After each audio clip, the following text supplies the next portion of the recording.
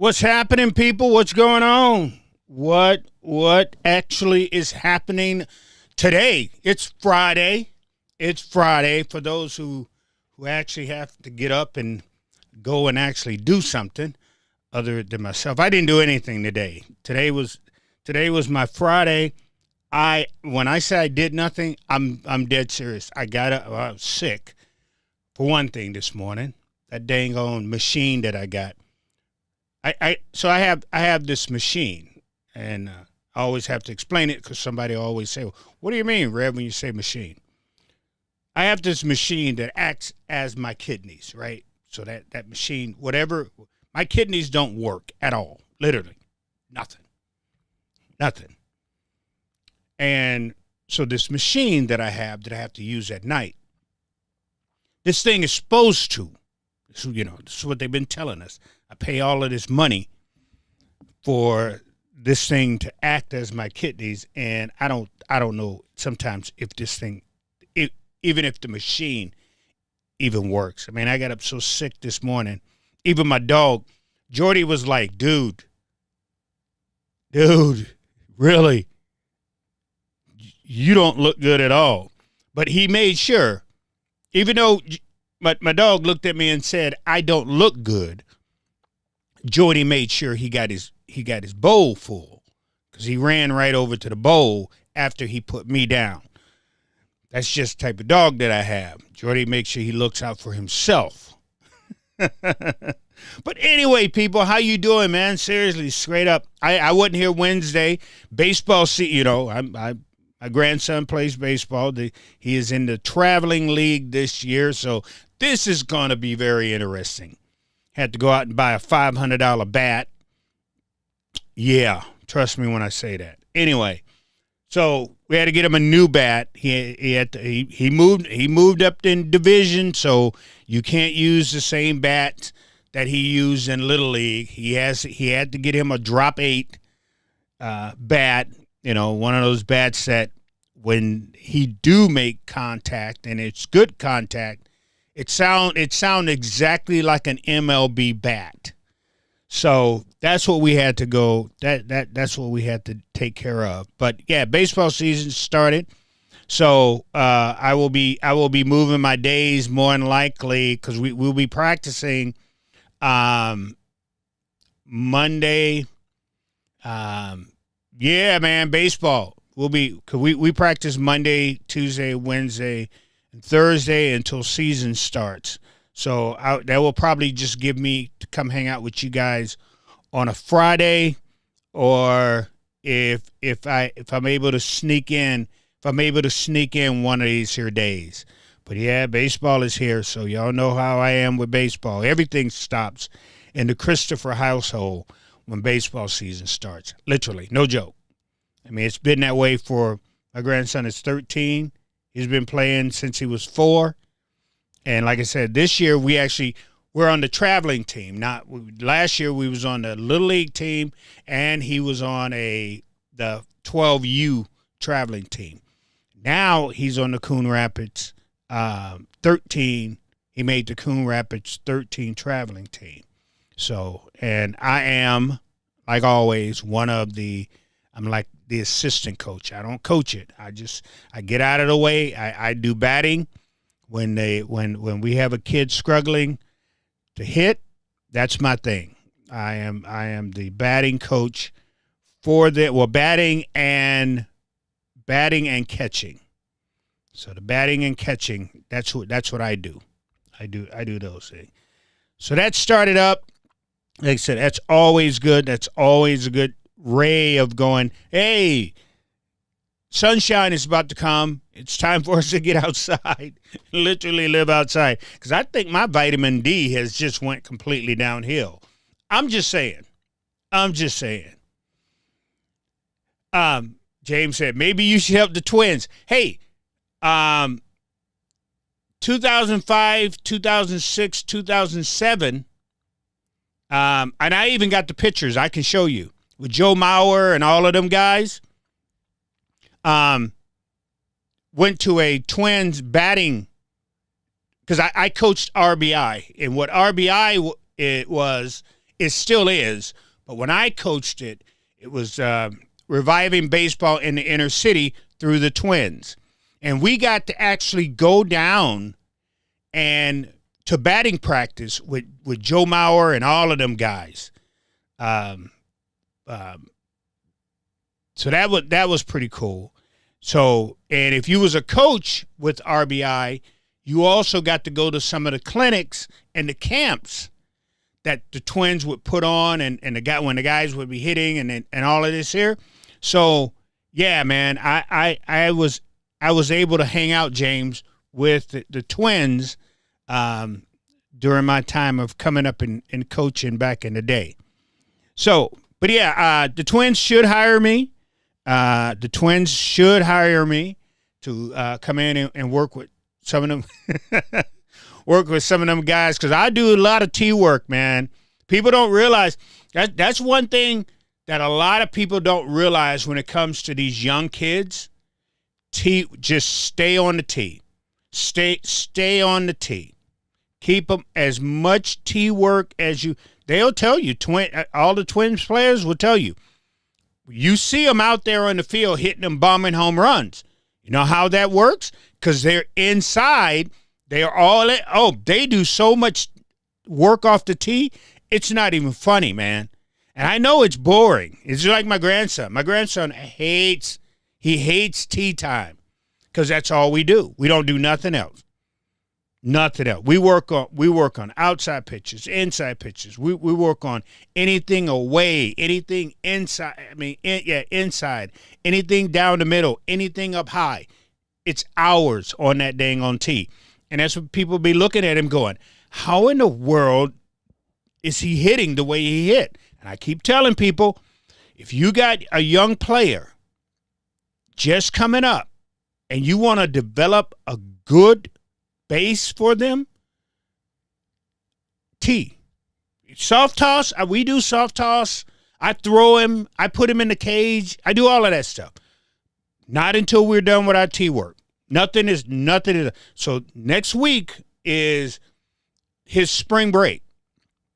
Starting Monday, we will do tee work. Monday, Tuesday, Wednesday. I give him Thursday off. No, we have to do it Thursday because it's Good Friday. So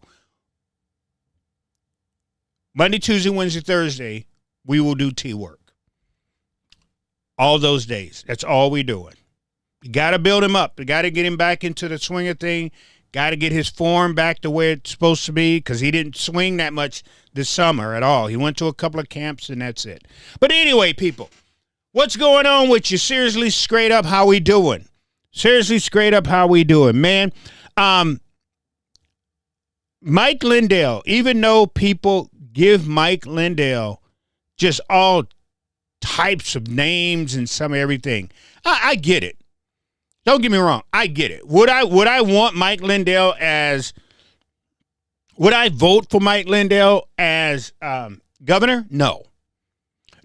I would not. Mike Lindell is too far gone for me. That's too mega for me. Couldn't do it. That's too Republican for me. Couldn't do it. But Mike Lindell said something a couple of days ago in an interview that nobody has been talking about. Not the Democrats and not the Republicans have been talking about. And it hit me the other day because anytime you go down on Lake, anytime you go to Home Depot in Minneapolis or any one of these hardware stores, one thing you're going to see is immigrants standing around with tools, looking for day labor. And these roofing, especially the roofing guys, come through, get about 15 of these dudes in their truck, and they take off for the day. And these dudes work, they pay them cash. And a lot of times, just like Mike Lindell said, not even a decent wage. These boys are not making good money. These people are are paying these people under the table. Under the table. That's what's going on, people. And nobody talks about it. You don't hear not one person talk about, oh, let's go get all of the immigrants. But we don't never touch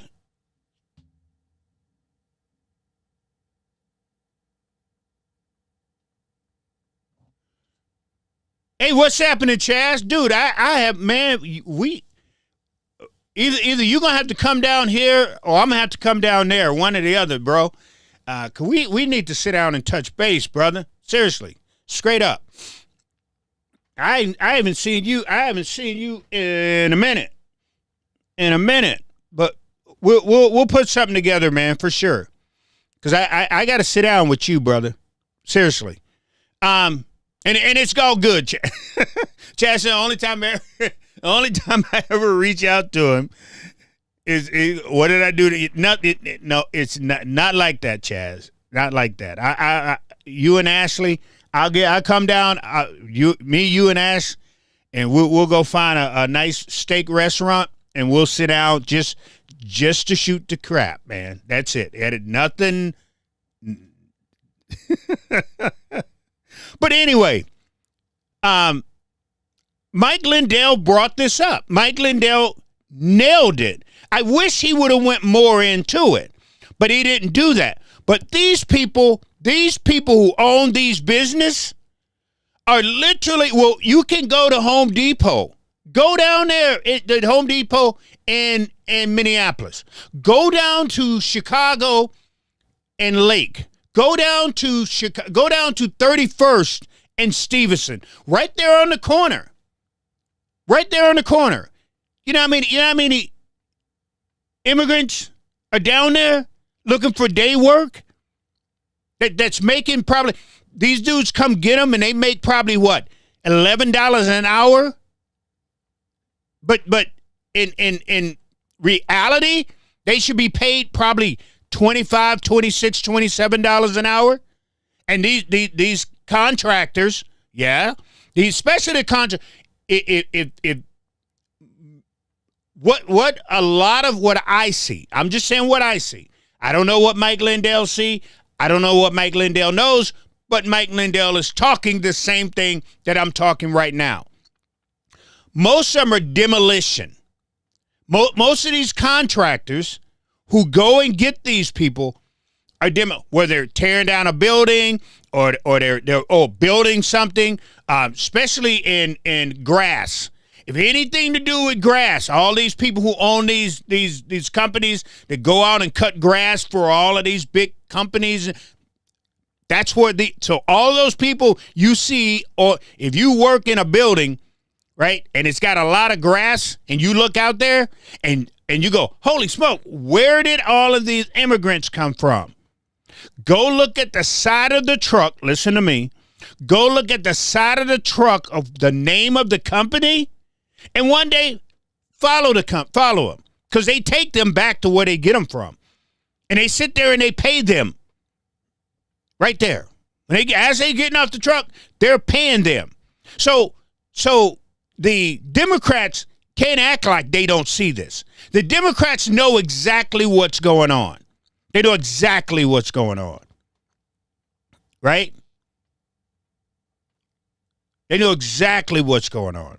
These people don't make enough money.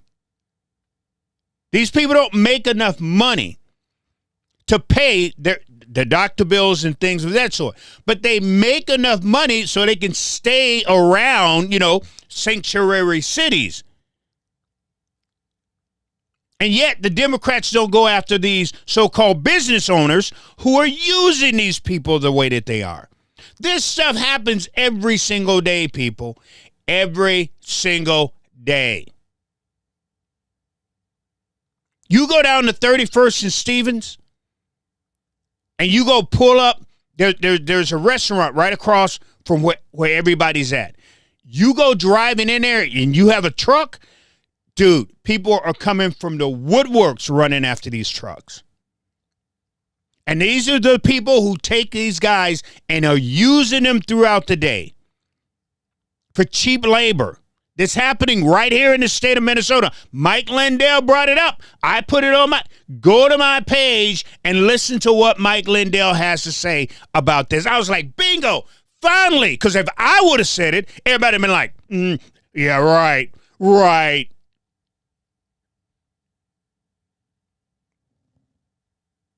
That's what you'd have done. But I'm glad Mike Lindell has said something. I wish he goes on the campaign trail talking about this. I wish he brings it up when he's in these debates. He says, I'm going all around Minnesota, and I'm going to be talking about this. Okay, cool. I want Mike Lindell to start telling the truth about these people.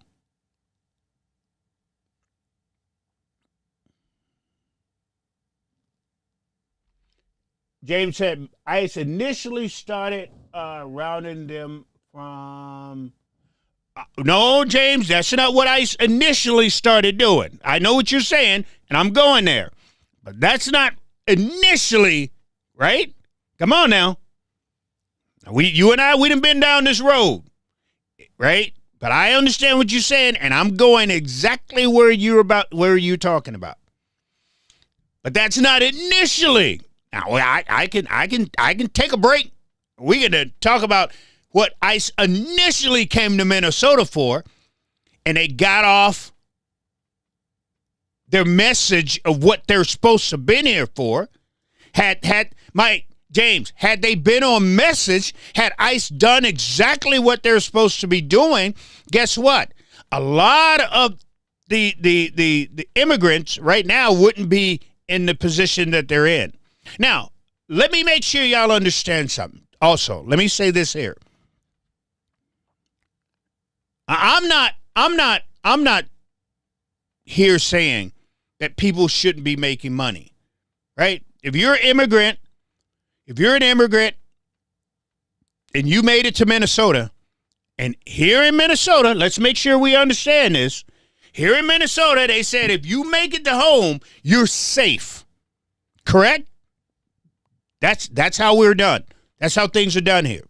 So if you make it here, I expect you to want to work for a decent wage. I expect you, when that man tells you at the end of the day that I'm going to pay you for $10 an hour as an immigrant, you should say something. But you can't, correct? An immigrant can't sit here and go, oh, man, wow. This is it? This is all you're going to give me? Well, I'm going to go report you to somebody. An immigrant can't do that. And these people know that.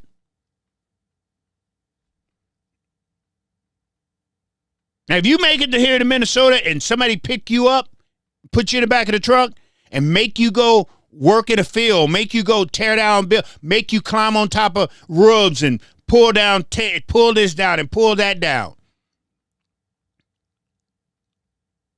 I expect you want to say, I need more money. You can't, for completely clearing a roof. I don't know if y'all have ever seen a group of Mexicans on a roof. Man, these boys will knock a roof out in a day, in a couple of hours.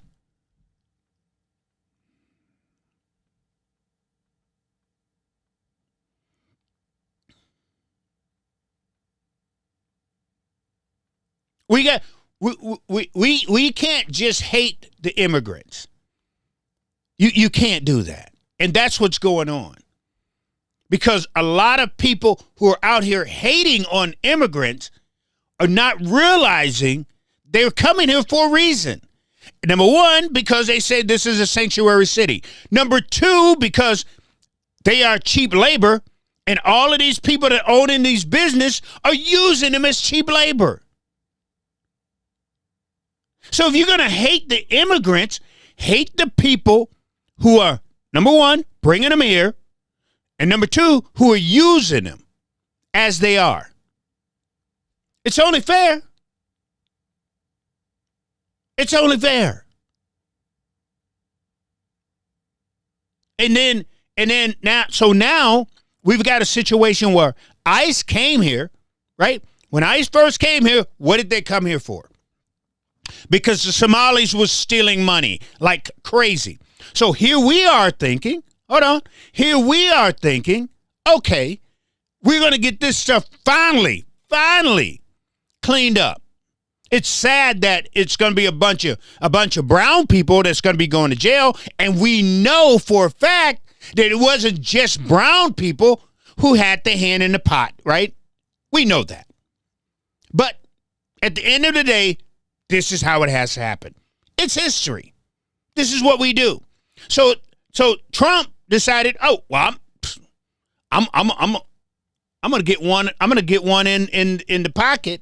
I'm gonna get a couple in the pocket. So I'm gonna send all of these people, this ICE, into Minnesota, and they're gonna get this Metro Surge and all of these air Somalis. We're gonna get them out of here, and we're gonna make a difference, and we're gonna find the fraud and all this money that's been gone, and we're gonna.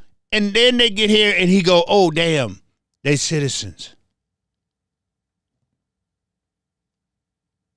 Them citizens. I can't do nothing with them. Then he's like, well, you know what? Since you there in Minnesota, the very people who voted for you, because there are a lot of what they so-called Latino for Trump. Latino, and oh my goodness, when ICE started going for them Latino for Trumps, y'all learn, and that's why I was telling black people, I don't want to see you out in the street. I don't want that. The only reason, that's why I was telling people, if you saw me on TV during any of that stuff going down, I don't want you to sit there and go, oh, see there? RevTChristopher is out there. He's I wasn't protesting.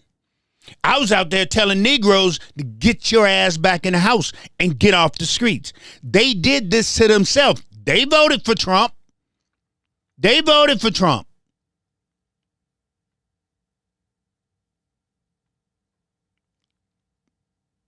Get in the house until they, no. These people need to learn their lesson. We told them, they didn't listen. I don't want to see you black folks. I don't want to see you nowhere near this stuff. That's like when these so-called black preachers running around here talking about some coming together and doing this here and our brothers and sisters. They ain't my brothers and sisters until they can show me that they learned their lesson. You voted for the man. Now the man came after you and your family, and here you are locked up. Look, I can say that because I dropped off boxes and boxes of food to Latinos who could not come out of their damn house. I can tell you for a fact. Why do you think Tim Walz and the Democrats now are trying to find money to make sure that they can pay for 60 days of their rent? Because they wasn't going to work. They couldn't go out there and get in the back of them F-250s and F-150s. They had to stay in the house. They lost a lot of money. A lot of people lost a lot of money. But like I told black folks, we ain't dealing with it until these people say we learned our lesson. No, man, not happening. Not happening. That's why we ain't that. Anyway.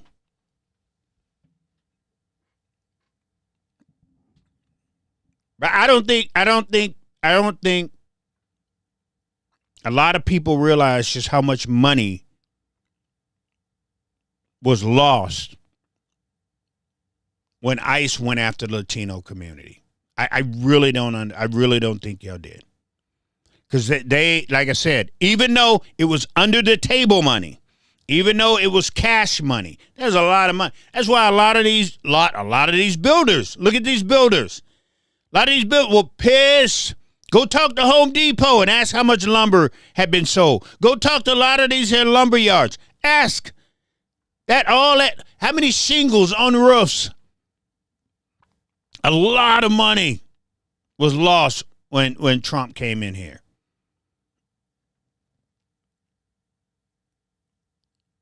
A lot of money.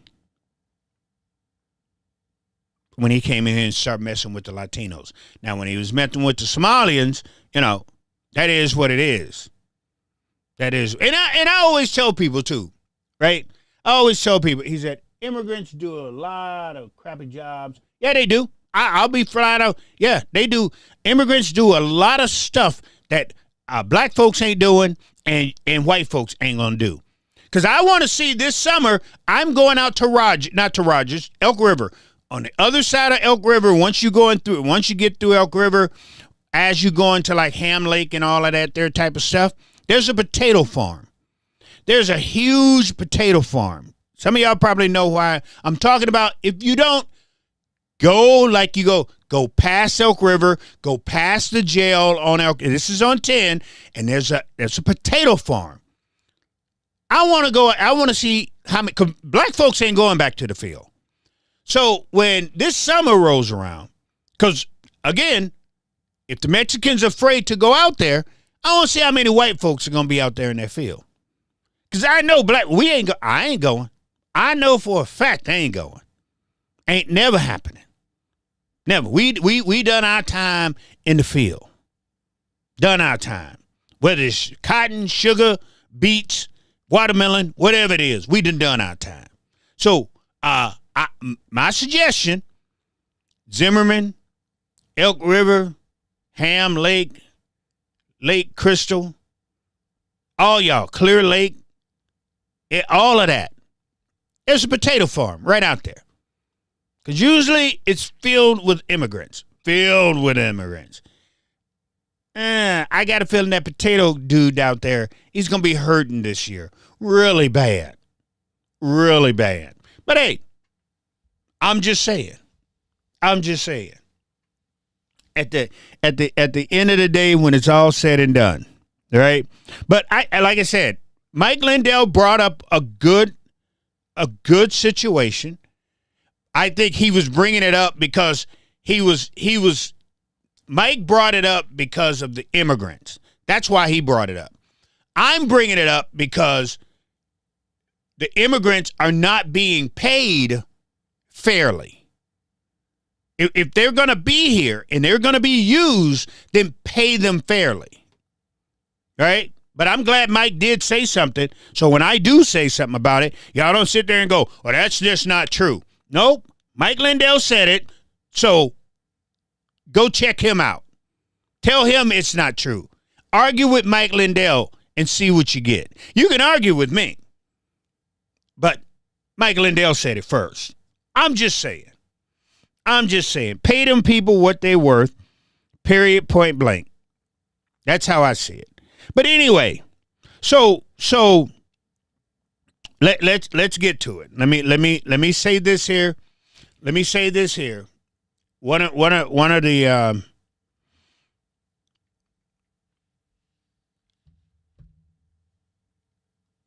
Proverbs 27:17 talks about iron sharpening iron, right? For those who probably don't understand what I just said, what that means is what I've learned to do is to hang out with people who is going to make me better. And I can also rub off something on them. So if I got two pieces of iron and I'm doing this here, we're going to get sharp, right? Mentally, physically are going to get sharp, correct? Iron sharpens iron. And that's one of the things that I have made sure that I can say to myself, right? Even if someone don't like somebody, I always check them out first. And I always see what type person they are. And then I always see what they can do for me and what I can do for them, right? If we can hang out with each other, right? And be positive. Watch this here. It said the power of friendship. It says true friendship offers honesty, sometimes a critical feedback that helps us grow rather than merely agree with us. Friendship, powerful friendship, offers honesty. See, I got to be honest, whether it's going to hurt you a little bit or not, because maybe when I'm being honest, it's going to sharpen something within you or about you, right? If I see you doing something that's not right and it happens, and I step up and say, dude, why you treat your wife that way, right? I'm being honest with you, saying, be a better person, be a better man. You understand what I'm saying? So I've left. That's why I always say, things I used to do, I don't do no more. Places I used to go, I don't go no more. And friends I used to have, they're not around anymore. That's a fact. There's no one, before I got into the Bible and start doing what I'm doing right now, there's not what I used to have. My wife would tell you, we used to have parties like no tomorrow here. Not Diddy parties. Stop it. There was no baby oil. We just hung out. We just had barbecues all the time. I mean, all the time.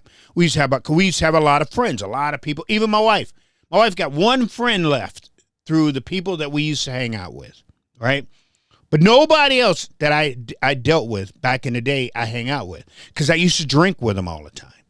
And they wasn't responsible. Those friends were never responsible for me. And I'm not kidding. There used to be a club, right, on East River Road, right outside of Minneapolis. It's called Sharks. It used to be called Sharks. On one end of this place, Sharks, was a dance club for black folks. That's where all the black folks hung out.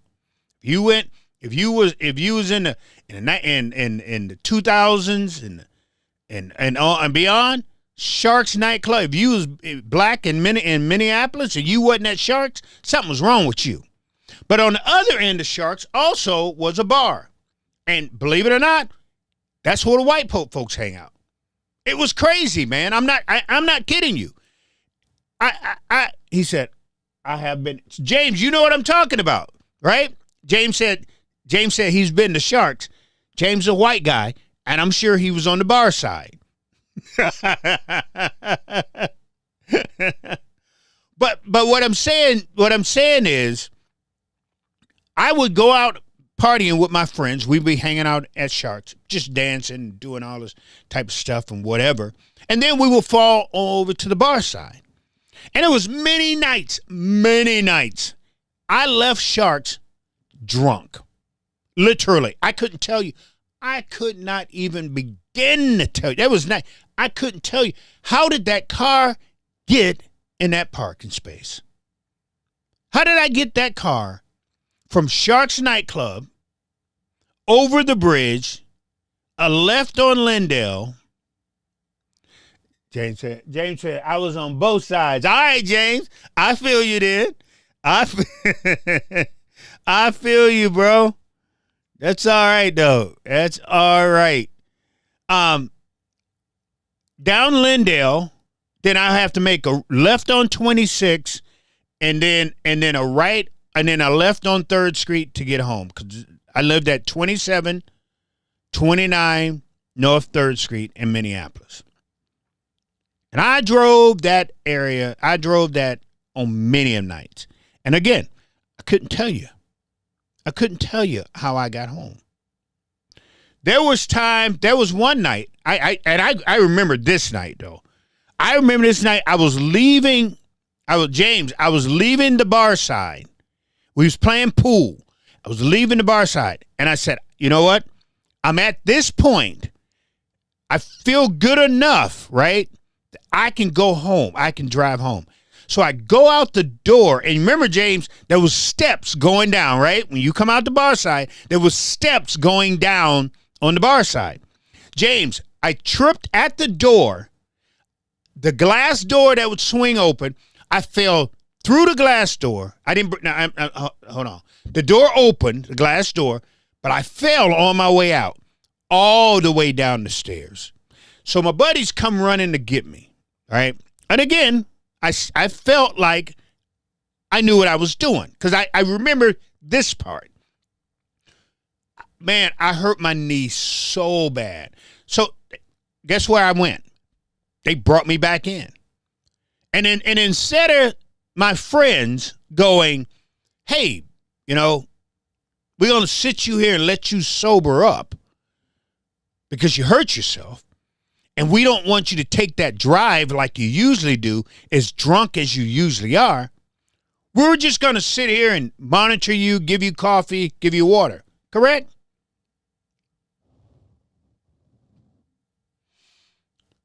James said one night of the week was 2 to 1 drink. Yeah. Right? 2 for 1s. Man, dude, you know what I'm talking about, James. You know exactly what I'm talking about. 2 for 1s.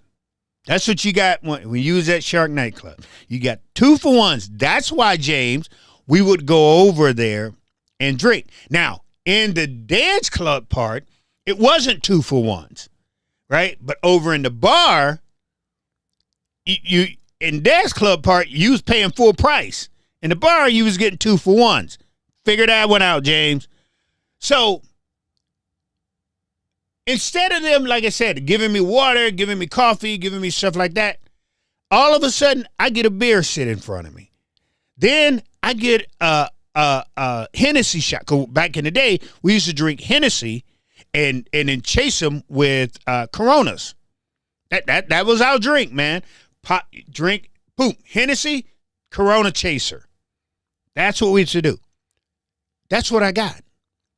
So at the time, I did not have friends that was sharpen my iron. You understand what I'm saying? I didn't have friends that could help me make good decisions. I didn't have friends that can prop me up.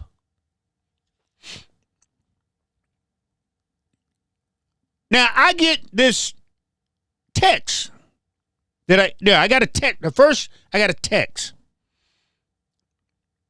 about Elliot Ingham.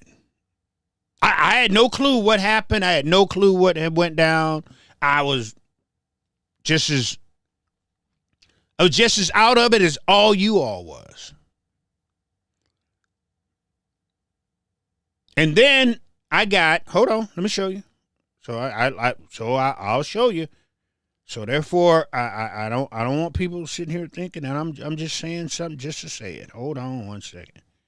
Where's that one? I got a couple of these. I got a couple of people going like right here. Buck from Bemidji. And I'm not Buck. I'm not saying anything bad about you. So don't think that. But Buck from in 2024. Watch this. So I'm going to take you through it. And y'all can go to my page and follow me with this if you want. I don't know what's wrong with my get up here, but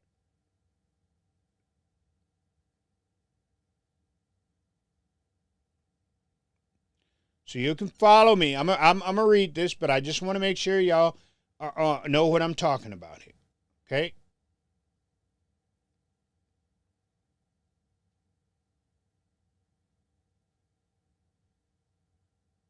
So, this conversation, right, started off in 2024. Let me show you. 2024, I said the Republicans need new leadership here in Minnesota. Yep, I said what I said. That's what I said. This dude, Rock, asked me a question about Kendall Qualls. I said no. And then Rock said, what would you suggest? And my suggestion at the time, this is what I said. I said, Elliot Ingham. He's young, but if we clean the party up when it's his time, I believe he would be a good leader. That's what I said. That's what I said about Elliot. So Buck from Bemidji found my, watch this, Buck from Bemidji found my tweet from 2024, and then he said, still think that today, Rev. And at the time, again, I had no clue. what was going on, because I literally just got a text that I was just starting to read, and I left it alone because I went over here to see what Buck was talking about. So I had no clue what he's talking about. And I said, and then I said to Buck, I said, I do believe that. Then I asked the question, right? If you look at it, it said, what has he done wrong? I would like to have that conversation. And then he said he got arrested last night, right? And I said, I just saw that. So Buck has every right to, and again, like I said, I don't run away from anything. I don't. If I'm wrong, I'll come on here and I'll say I'm wrong. I'll say I'm wrong. Oh, James, yep. And James also sent me one. No, I got 5 messages, James. I got 5 messages about Elliot asking because I just retweeted one of his things that he's going to be having because he's running for a statewide seat. And like I said, I'm just saying, I'm not running. Hold on, people.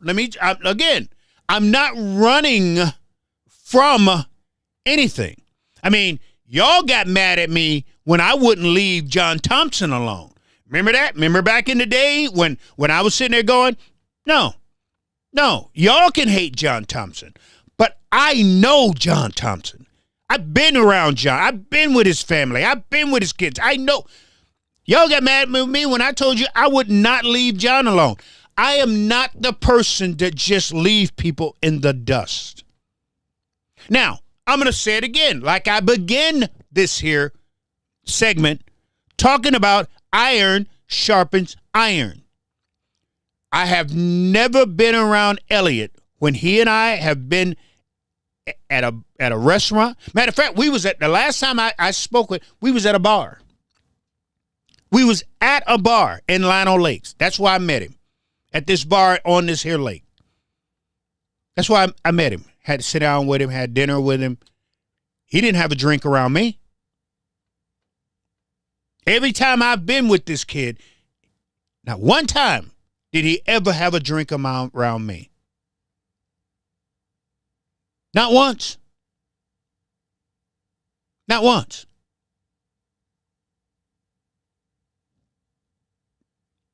Sometimes, and I'm not blaming anybody. No, again, I'm not blaming nobody for what Elliot did. What Elliot did was on him. It's about him and period, point blank. He should have never been in that vehicle, ever. Just like I should have never been in a vehicle. And if everybody would have thrown me away, I wouldn't be here today. I wouldn't be able to do the things that I have been able to do over the years after making the mistakes that I made. And I made many mistakes. Now that I don't make mistakes anymore, everybody who wants to throw a stone at Elliot, raise your hand. Everybody who wants to throw that stone at him, raise your hand. Because I can tell you, some of y'all, and James, I know if you went to Sharks, you can't sit there and tell me, back in the day, come on, bro, that you ain't leave Sharks a little bit tipsy. I didn't say you was tipsy crazy. I didn't say you was Rev type tipsy. No. But you can't tell me that if 2 for 1s, you wasn't double fisted. You can't tell me you didn't walk out that door. I got lucky. God, that's why I sit here and I tell people, if y'all don't if you knew, you would sit there and go, boy, there is James said I might James said I might have.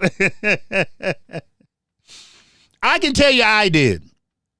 And I can tell you right now, and I'll say it over again, if you knew, you would sit there and say, God had to be with this man. He had to be, because there's no way in the world he could have done the things that he did night after night after night after night and was somehow got home safe. There is no way in the world I could have done those things. There isn't. Period. There isn't.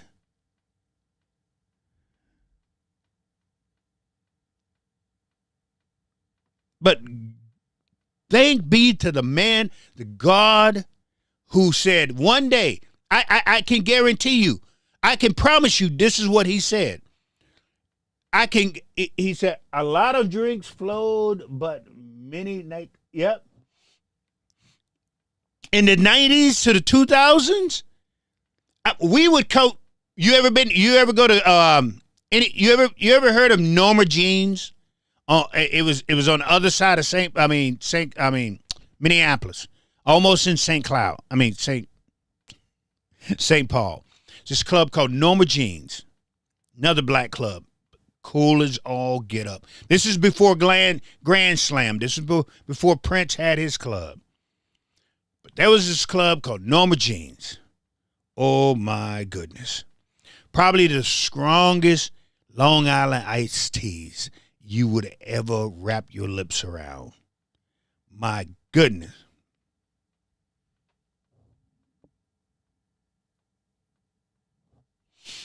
My goodness. It was awesome. Norma Jeans was a spot. And then, Prince opened up his club. Everybody was going there. Now, when Prince opened up his club, by that time, had we moved all the way out? Yeah, I was driving from downtown all the way out to the Coon Rapids area, drunk.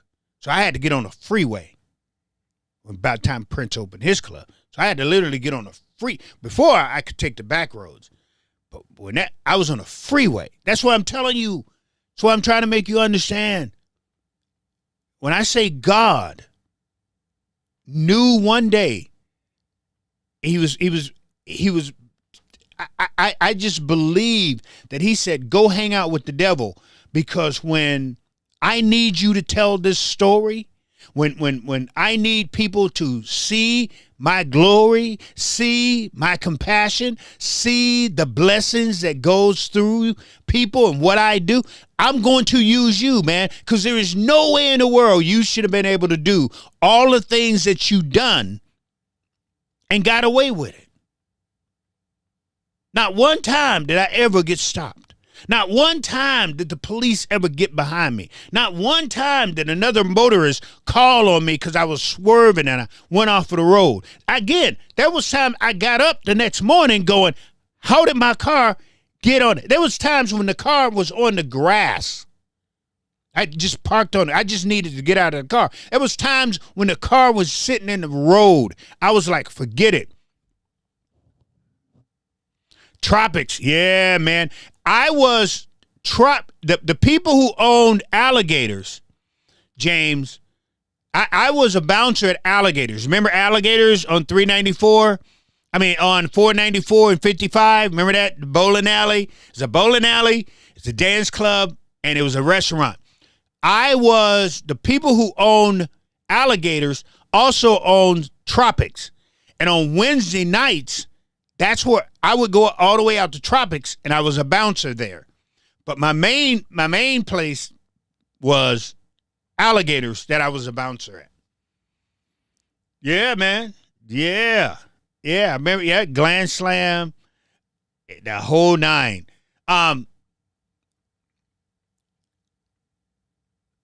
Elliot has to be around, and I said, and this is what I said. Yeah, oh yeah, Maple Grove. Yep, there you go. Maple Grove. Remember that? It used to be funny. It used to be funny how that place worked, right? So what they would do is, watch this here. No joke. My friend Mark Carter was one of the DJs at Alligators, right? So they would start off by playing music like, "Oh Mickey, you're so fine, you blow my mind." Hey Mickey, hey Mickey. They would start off by playing stuff like that, white music, and when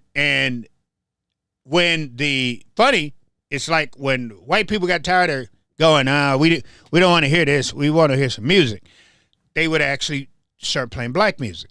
Well, black music brings black people, and then when the place when the place got too black, they would go back to playing Billy Idol and stuff like that, even though I like Billy Idol. But that's what they would go back and play for a while, for a couple of weeks, and they would clear the black people out. Then the white people would be there, come back, and then you play that music for a little bit, and then it's funny. And then they would get tired of it, and then they start playing Michael Jackson and all this here type of stuff, and Prince, and all this here, and then all of a sudden, somebody sneak a little bit of rap in there, and all of a sudden the black people come back. And then they got to unblock the place by bringing back the different type of music. It was funny as all get up. But Elliot, I told Elliot, this is seriously, ask him, if you ever see him, if you ever go to one of his things, I want you to say to him,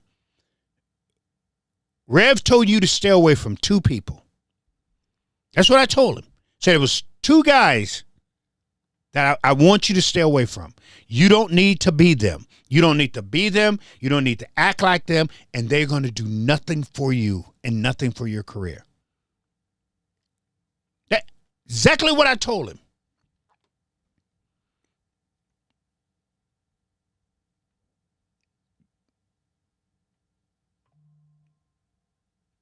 Can I say I was right? Can I say I was right now? Because if I was with Elliot, Elliot wouldn't have been drinking. No, he wouldn't have been. Iron sharpens iron. Thank you very much, James. Appreciate you. James, but you forgot one in Elk River. Do the math. There's okay, then there's three people, James. Because you're missing one that's in Elk River. Think about it, James. That's who I told him to stay away from. If I was with Elliot, bingo. Those are the ones I told him to stay away from.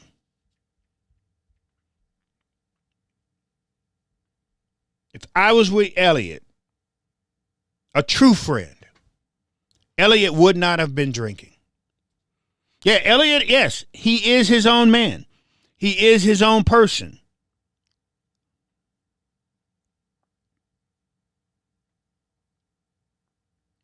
But see, a positive influence says this here. Positive influence.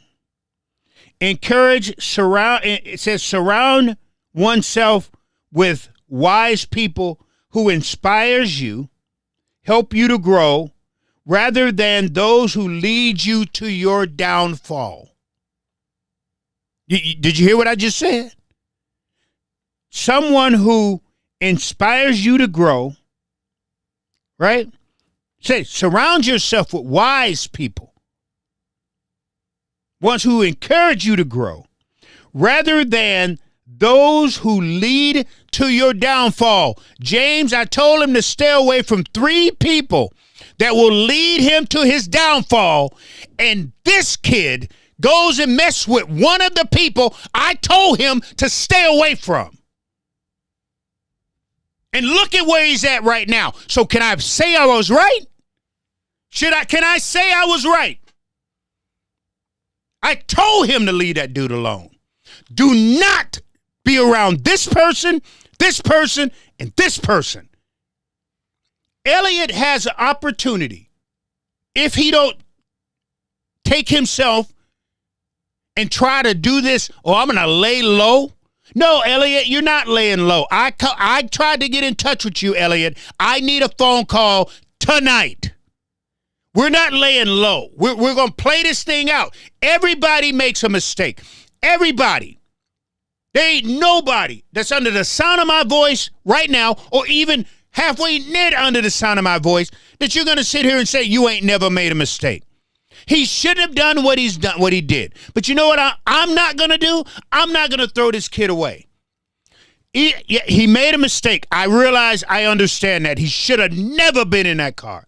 He could have hurt, killed, maimed a family. Yes, it was wrong of Elliot to do what he did. And I'm not going to be one of the ones that's going to sit here and go, well, look at what the Democrats did. Look how the Democrats, look at them. No. I'm not playing that. Elliot made a mistake. Elliot has to be a man right here, right now, and step up and start saying, you know what? I'm in front of a mic because I made a mistake. This is what I did wrong. But you know what else Elliot has to do? Is make sure he don't put himself in that very position. Make sure he don't put himself around people who don't give a damn about him. Because if you would have gave a damn about this young kid coming up and being somebody, you would have been sitting in a bar drinking with him. That type people, they don't care about themselves. So what you think they're going to care about you? Ask Elliot if I told him. Ask him. Y'all can ask. I told him. There's no reason for you to be around these here people. None.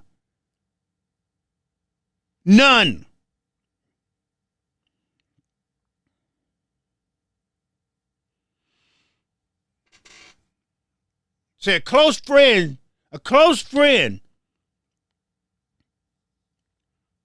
helps someone stay accountable. Close friend, somebody who's your friend. That's why I tell y'all, I ain't got that many friends anymore. I don't have somebody. Look, my best friend in the world. I've been friends with this cat since, holy smoke, since the 70s. Coming out of the 70s. My friend Frankie that's on here every once in a while. Someone that I listen to. I got 1, 2 deacons in the church that I give the right to say whatever they want to me. They see me getting out of hand. If I ain't preaching the way that I'm supposed to be preaching, those 2 call me up. Rev, get it right.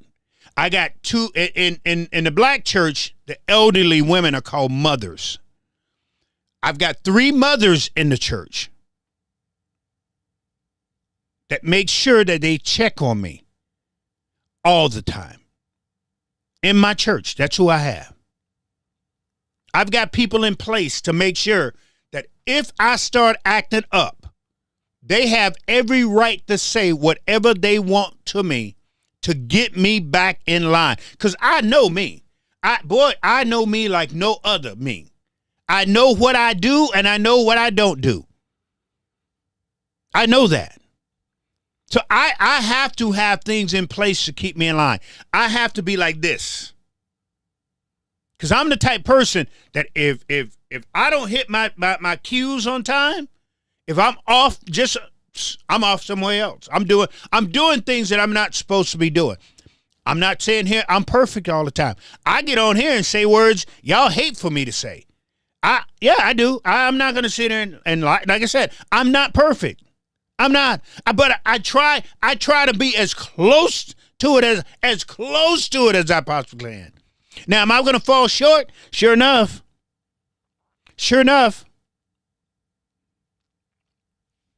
Because there's days, trust me, there's days I sit here and say, you know what?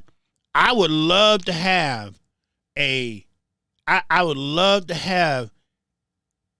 and J and Coke. Y'all know about E and J, right?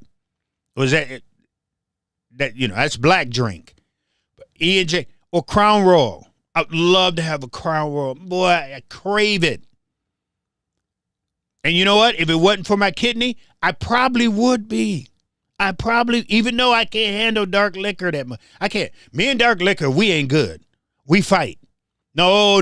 When me and dark liquor, that's we like to fight people. But there are days. Last month, bro. There you go, James. Crown Royal and Diet Coke. You know what I'm talking about, man. Boy, I tell you, that's why I like you, James. I can say stuff, and James know exactly what I'm talking about. I have cravings. Don't get me wrong. I do. I don't want people to sit here and think that I don't. Boy, I don't. You know, I was looking for I was hoping to find them, but I can't. I don't know what I did with my chips. Because you know when you go through rehab, right? You get the chips, and the hardest chip. Seriously, people say, "No, how was it so hard for you to get a 30-day chip?"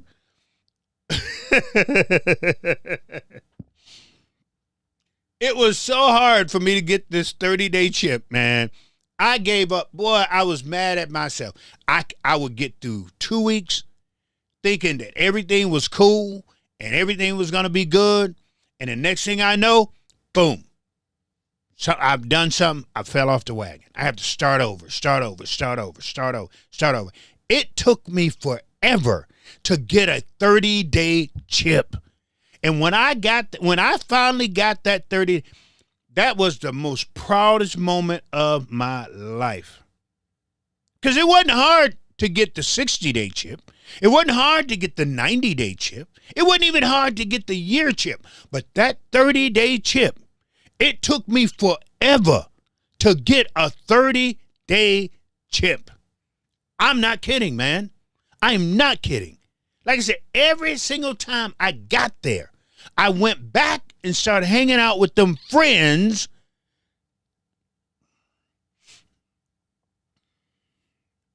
So I'm going to say this here to Elliot. This should be your wake-up call. And this should be your lesson. There's some people you just don't hang out with, brother. No, listen to me. If they're not there to be your mentor, if they're not there to sharpen you, Elliot, if they're not there to in tough times, if they're not there to be honest with you, because you know I'm honest with you, Elliot. That's one thing. Elliot and I have went back and forth because he knows but I'm honest with him only to make him better. Iron sharpens iron, man. And I'm telling you, the iron that you was hanging out with is dull, brother. It's a dull iron that's going to do nothing for you. So if you think that I'm going to let you, Elliot,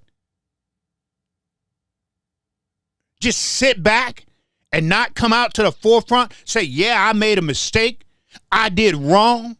Totally my fault. But let's get back up on this horse and do the things that we're supposed to be doing. Because I believe in you, brother. I believe in you, no matter what anybody else says. Like I said, if everybody would have gave up on me, if everybody would have gave up on me, I wouldn't be here. I wouldn't be saying the things that I say. I wouldn't be doing the things that I do. I wouldn't believe in the things that I believe in. I wouldn't see the things that I see. I don't believe. Now, am I going to sit here and say that he's never going to do anything? I told y'all it took me longer than 30 days to get a 30-day chip. Did I not? It took me longer than 30 days. Listen to me. To get a 30-day chip. So I'm not going to let Elliot drop his head. I'm going to give him a couple days. I'm going to let him go through it. Get over it. And then we're getting back on this horse, man, because I'm not giving up on this kid. I'm not. I believed in him. When he first ran, I went all the way out to his first campaign get up. Just to sit and talk to him and shake his hand. I met his mom, his dad, some of all his family when he was out there. I went all the way out there just to shake this kid's hand because I knew just from that there was something different about him. Now, he gets on that floor and he act like he has to do and I call him Or I'll hit him up on the back channel and go, Elliot, yeah, come on, bro. Bring it down. You're not like them other two I told you to stay away from. So that's not you.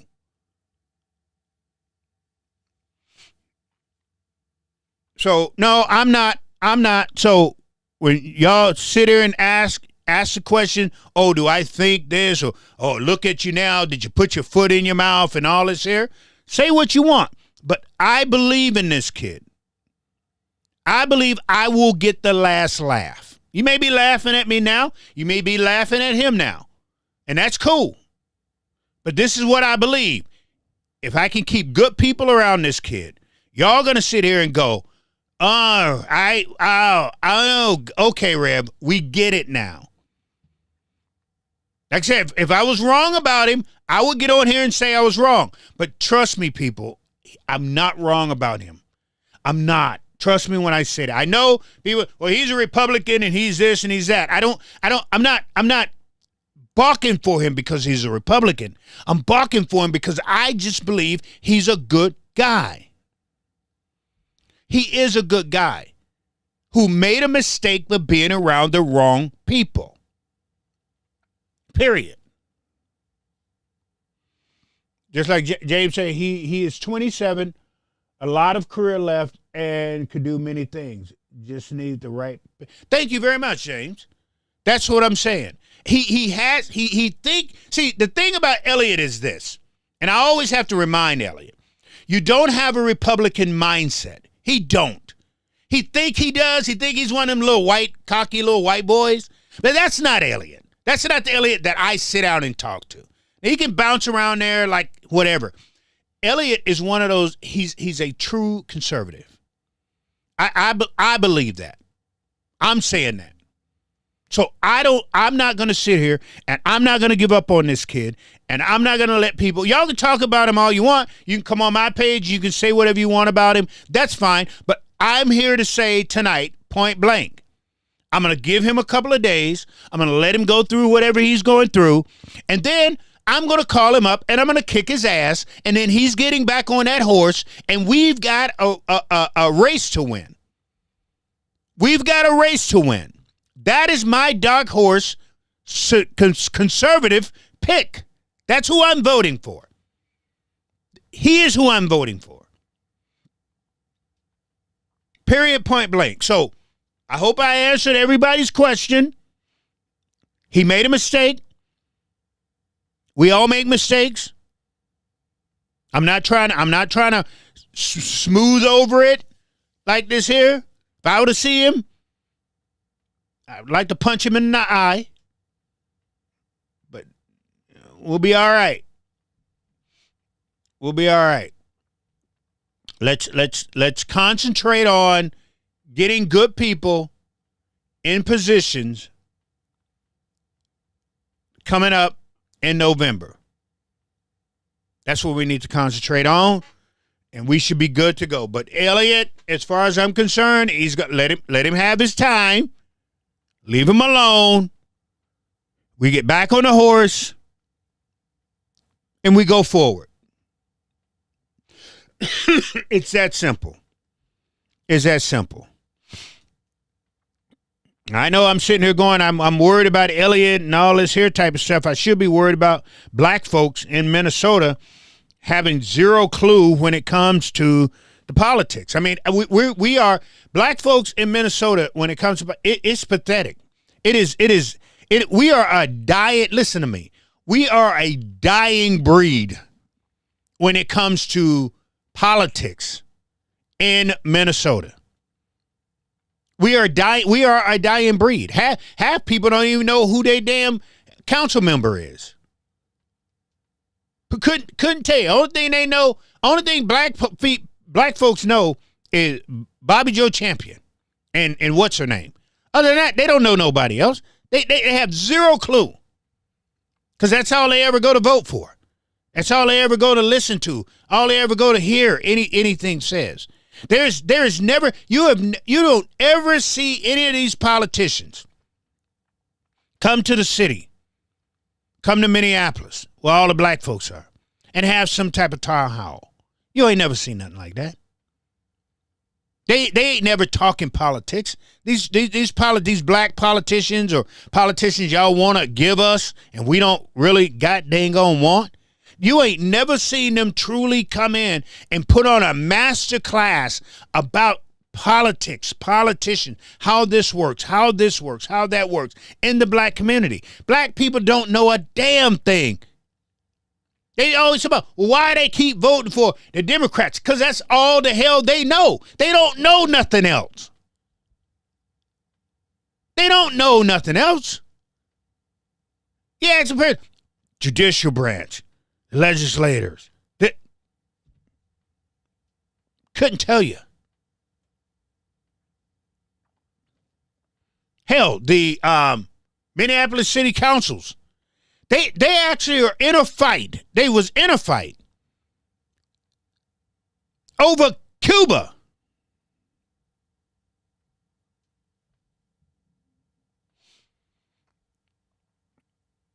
Over Cuba.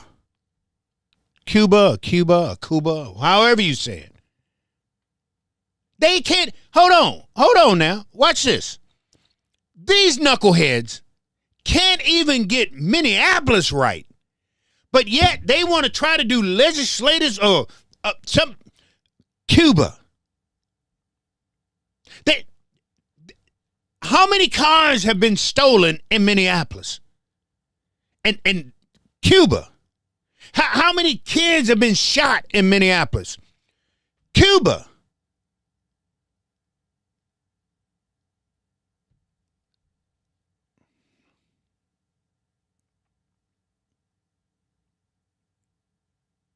And black folks don't say nothing about that stuff. You know why? Because we don't have a clue. We don't know. We don't know. We have zero clue.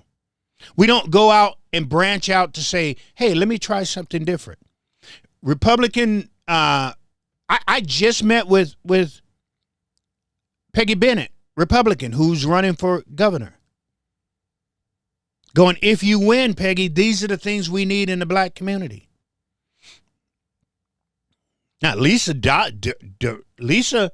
what you say, James? No, Lisa wouldn't meet with me to do something like that. I met with Kristen Robinson, who is running for governor. She already knows because I introduced her to some people. So if you win, these are the people we need there.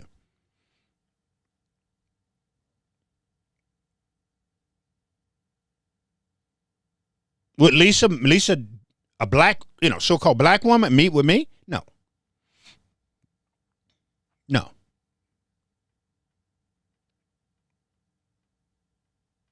Nope, ain't heard from her. Ain't she could easily call me up and say, "Hey, Rev, listen, I'm gonna be talking to this here person." She tried to sneak in here. I heard, as if I wouldn't find out. That's what cracked me up. As if I wouldn't find out that she actually tried to come in and speak with Lisa Clemens from A Mother's Love. I wouldn't find out. You came on my turf, and I wouldn't know.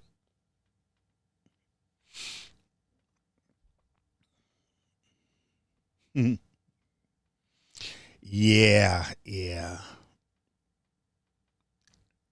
I may not find out about it when it happens, but trust me, there ain't too much that goes on over north that I can't make a phone call with everybody that I know and find something out. There isn't.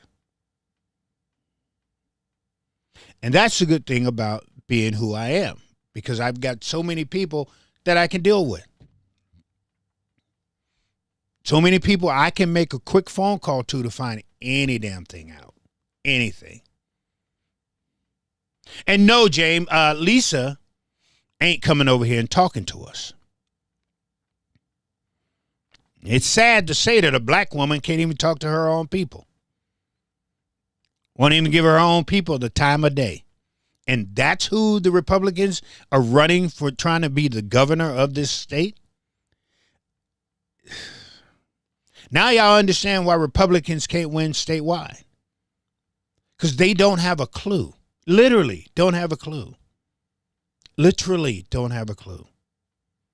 Like Peggy Bennett, I sat with Peggy for 2 hours, almost 2 hours, just cluing her in on things inside and outside of the black community. She didn't know, but she was willing to learn. She was willing to sit there and listen, and literally writing things down. And I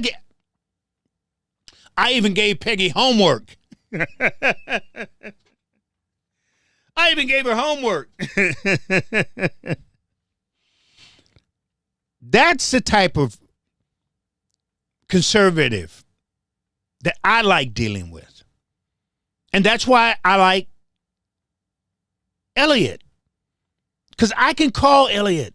He ain't returning my phone call right now. I can understand why. Because he knows I'm going to bitch him out. I'm literally going to bitch him out as if I'm his father. That's why he's not calling me. I know that. I'm not stupid. It's like my kids. My boys know when they do something they're not supposed to. Because the phone rings and they act like the same phone that they have had in their hands for 24 hours, all of a sudden, oh, they can't answer it. They ain't around their phone. Or they're at the gym, or they're playing basketball. Or they're playing hockey. Ain't never had a hockey stick in their hand ever. But all of a sudden when Pop was calling, oh, I was playing hockey.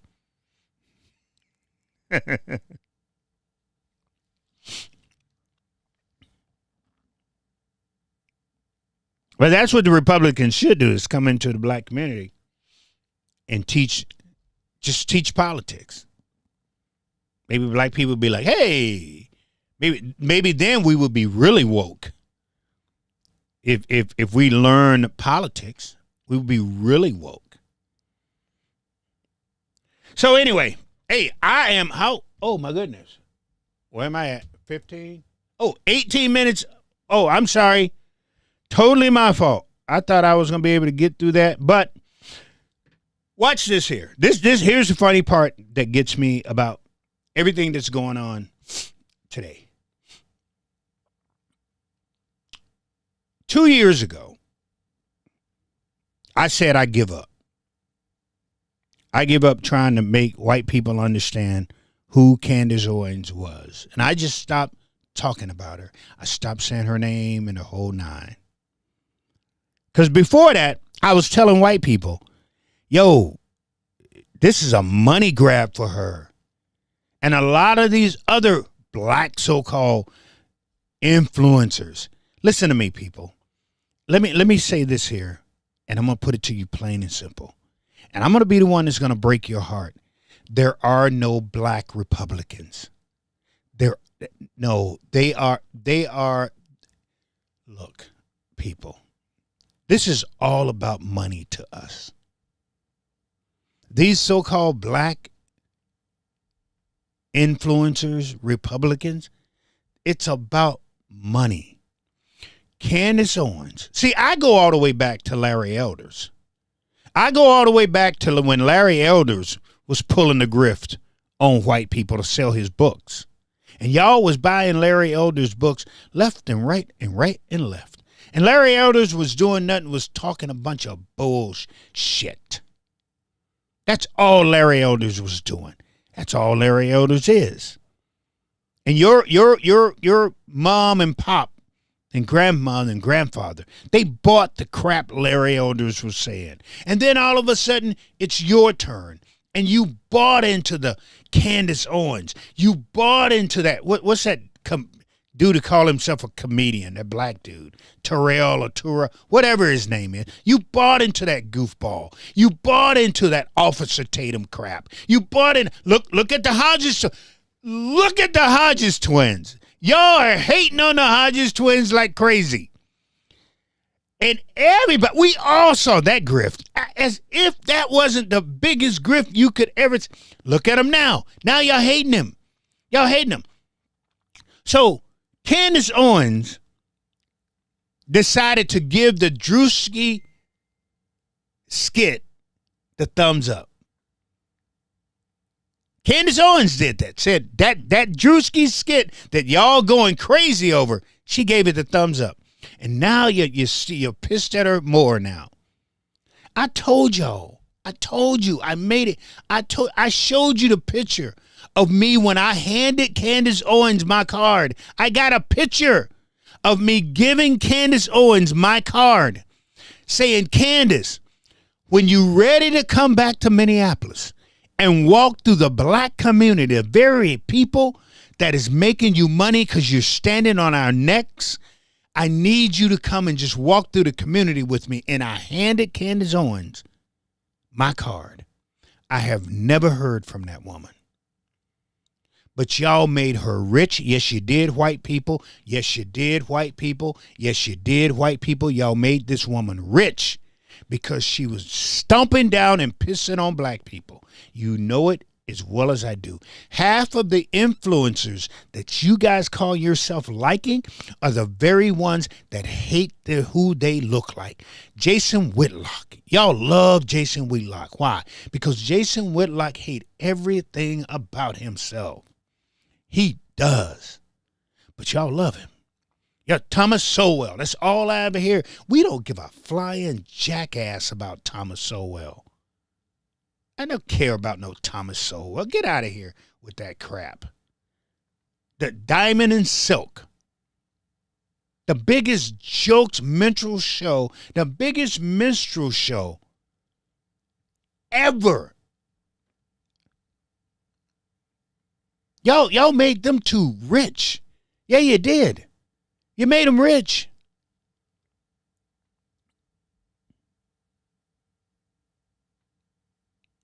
Because they said things that you wanted to say. They did things about my community that you wanted to do. They act in ways that was unbelievable. Shucking and jiving for you. And that's why I say this about the Republican Party here in Minnesota. If you look at the so-called blacks you have on staff, they shuck and jive for you.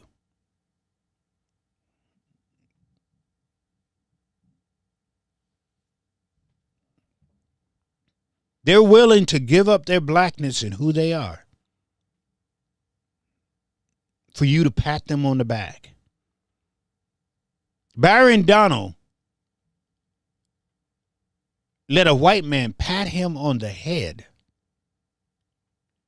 and he was all right with that. This black man, supposed to be a proud black. I wish somebody would put there. I wish I walk out of a room and somebody take and talking about patting the back of my, that is the most disgraceful act. But Byron Donald, I don't talk about him, James. I don't. That's below me. See, the reason, James, let me show you something, James. You can't be somewhere that I'm at. You can't be Black Lives Matter holding up your fist, accepting money, and then next week you running around talking about I'm mega. See, I know a phony when I see one. James, I know a phony when I see one. I don't play that. You ain't marching down the street with a black fist.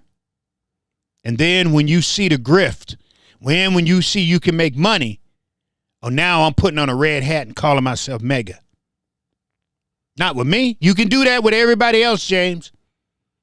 And everybody else can believe you. Everybody else can buy into the crap. You can call people names, be disrespectful to people, and everybody love you for doing that, for tap dancing and being that. But you can't do that with me. I know who you are. I've seen you. I've seen you.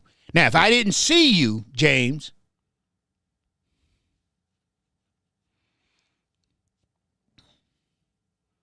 if I didn't see it, James, with my own eyes, I wouldn't be able to say anything. But, James, I saw that one. I stood next to that one with my own eyes, James. I took the very steps that one took down to the federal building with my fist up in the air. See, that's one thing that you can never say that I'm phony, that I told you something that wasn't true. I ain't like that. Now, again, I said this here to you a while back. I had a group come to me and ask me to. I could have had my own little radio spot, and I'm not kidding when I say this. I could have. When I first came on the scene, I was everywhere. Correct? You saw people had me on the show, and I was talking to people and everything. This group came to me and said, hey, we can get you on for right now for 2 days a week. We can get you on this major platform. Okay, let's have a meeting. Right? Talking to them on the phone, having a meeting. And then I realized what they wanted. They wanted a preacher Black Candace Owens. They wanted an Officer Tatum. They wanted a Hodges twins. I wasn't willing to sell out. I could have made some money. I could have made some pretty good money. Now, am I going to sit here and say I could have been rich? I don't know. But what I do know is I could have made enough money to be able to feed the homeless and do all the stuff that my wife and I wanted to do without asking you guys for a dime. I know that much. I know the numbers that they were talking about. If we could have reached those, if we could have got there, and it was going to help me get there.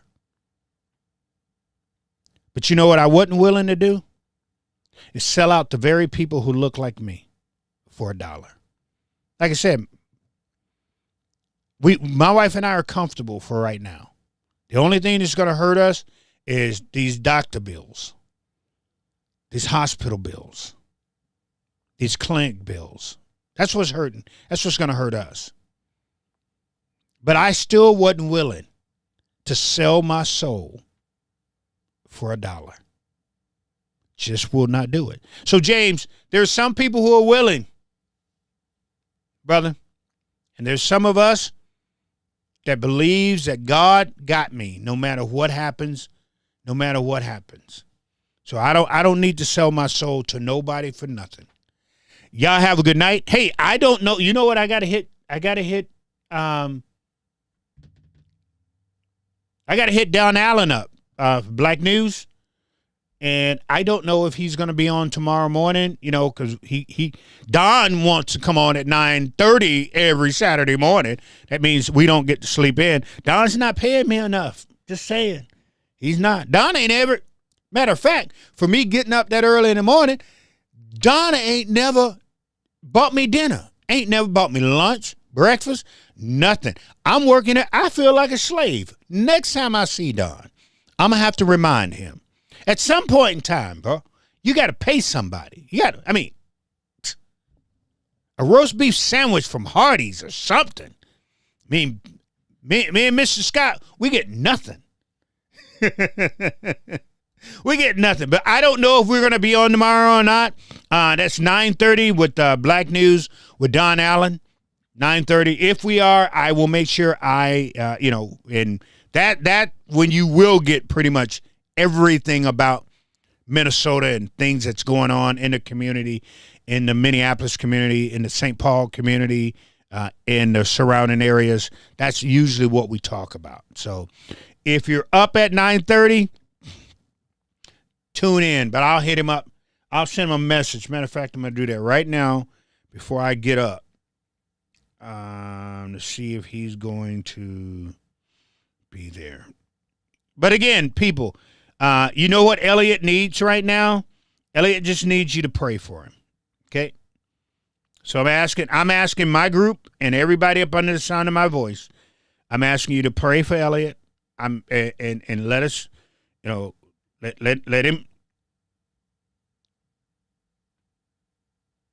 let him get through this, and We're gonna see if we can make Elliot a better person, right? It's gonna take all of us. It's gonna take all of us, but we're gonna make this kid a better person, right? He's not gonna go out like this. He's not gonna be betrayed like this. So please, ma'am and sir, all I ask you do is pray for him tonight. And let's get through this here, and we'll see how things come out on the other side. Because we do serve a God that no matter what you do or how you do it, God, and if you lay it down and give it to him, God will take care of everything that is going wrong in your life. Sometimes, again, it's like think about it now. Adam and Eve had it great. A snake decided to slither up, right? Every now and then, you can be doing great, and you got a snake alongside you. I'm just saying. But because God is so good in so many ways, we all should have a smile on our face because we know that we will mess up. But because we got God, and God is so good, because of his grace, his mercy, because of that compassion, God will turn this thing around, and he's going to. So let's pray tonight for Elliot. I want everybody to put a smile on their face, and y'all know what we do with those smiles. We go out and we smile at somebody, so somebody will smile back at you. Hey, y'all have a good night. We will talk to you guys later on. Peace, fam. Hey, James, appreciate you. Chaz, make sure, hey, let's do something, man. Seriously. If you're still here, let's get together. Seriously. We'll talk to you soon. Y'all have a good night. Peace, fam. I'm out.